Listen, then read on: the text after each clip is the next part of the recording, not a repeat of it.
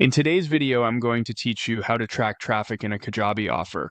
To get started, head to your Kajabi dashboard. We're going to look at the built-in offer stats first, which gives you a quick platform-level view of performance before diving into more detailed reporting.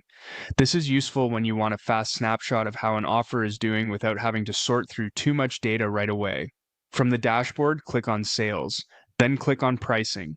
Once you're there, look to the far right and click the stats icon for the offer you want to review. This area shows key metrics like purchases made in the last 30 days, all-time net revenue, and conversion percentages.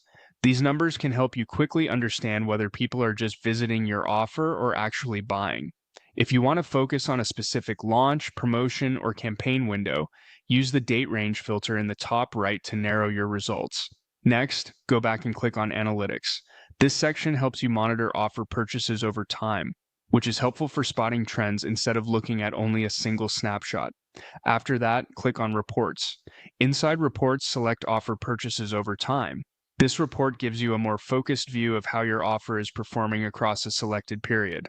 On the left-hand sidebar, use the available filters to refine the data. You can filter by time range, pricing type, and offer. This makes it much easier to compare results and evaluate which traffic methods are leading to actual purchases. As you review the report, pay attention to patterns across different date ranges and offer settings.